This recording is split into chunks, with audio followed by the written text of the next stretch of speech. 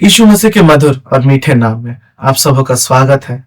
और आज का विषय है पवित्र आत्मा का उद्देश्य। तो पवित्र आत्मा का उद्देश्य क्या होता है, आइए हम सीखते हैं। पवित्र आत्मा स्वर्गीय भेदों को बताता है।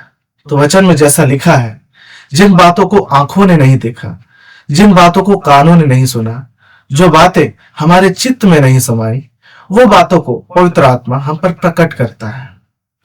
पवित्र आत्मा हमें सत्य का मार्ग बताता है।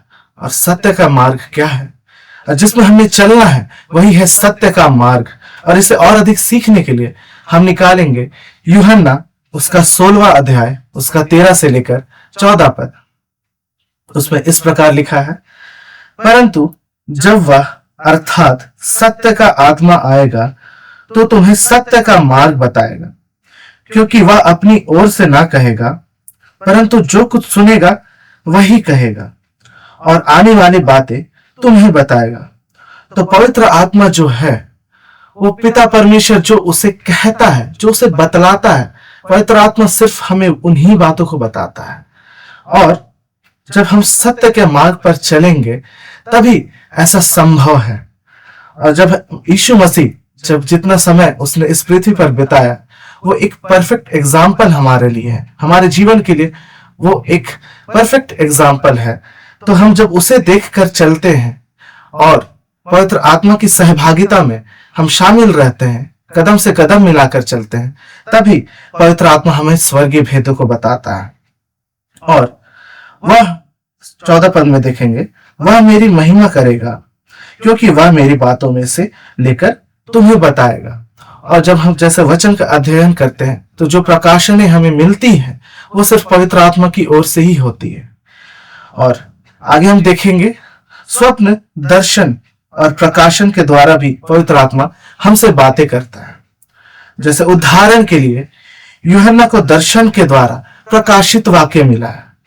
और उदाहरण हम देखेंगे, हम निकालेंगे उत्पत्ति उसका 40 अध्याय, उसका 5 पद से लेकर 13वें पद में हम देखेंगे, मिस्र के राजा का पिलाने हारा और पकाने हारा बंदीगृह में बंद थे। उन दोनों ने एक ही रात में अपने अपने होनहार के अनुसार स्वप्न देखा। तो यहां स्वप्न के बारे में 8वें पद में उन्होंने उससे कहा, हम दोनों ने स्वप्न देखा है और उनके फल का बताने वाला कोई भी नहीं है। तो आगे देखेंगे, यूसुफ ने उनसे कहा, क्या स्वप्नों का फल कहना परमेश्वर का काम नहीं है? मुझे अपना अपना स्वप्न बताओ। तो यूसुफ का जीवन जैसा था हम जानते हैं, वो परमेश्वर का भय मानने वाला था।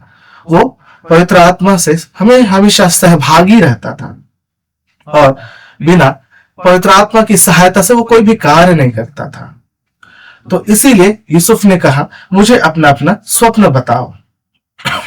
तब पिलाने हारों का प्रधान अपना स्वप्न यूसुफ को यो बताने लगा, मैंने स्वप्न में देखा कि मेरे सपने एक दाखलता है और उस दाखलता में 3 डालियां हैं और उसमें मानो कलियां लगी है और वे फूली और उसके गुच्छों में दाख लगकर पक गई।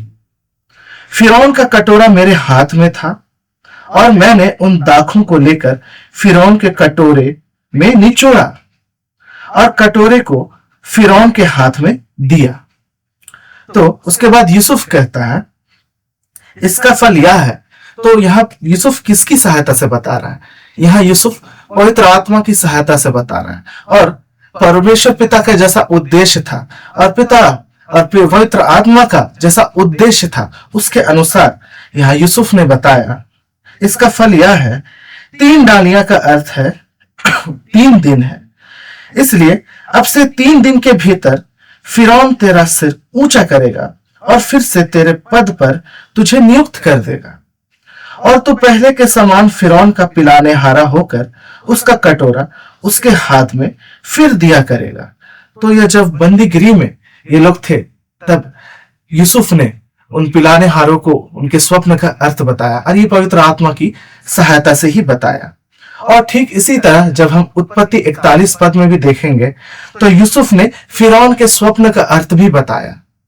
तो ये पवित्र आत्मा का उद्देश्य है कि वो हमारे पिता परमेश्वर की इच्छाओं को हम पर प्रकट करता है। और पवित्र आत्मा वो सिर्फ उनको सिखाता है जो नम्र पाए जाते हैं। तो आइए हम अपने हृदय को और अधिक नम्र करें ताकि पवित्र आत्मा हमसे निरंतर बातचीत करे और हमारे पिता की इच्छाओं को हम पर और अधिक प्रकट करे। तो परमेश्वर इन वचनों के द्वारा आप सबों को बहुत की आशीष दे।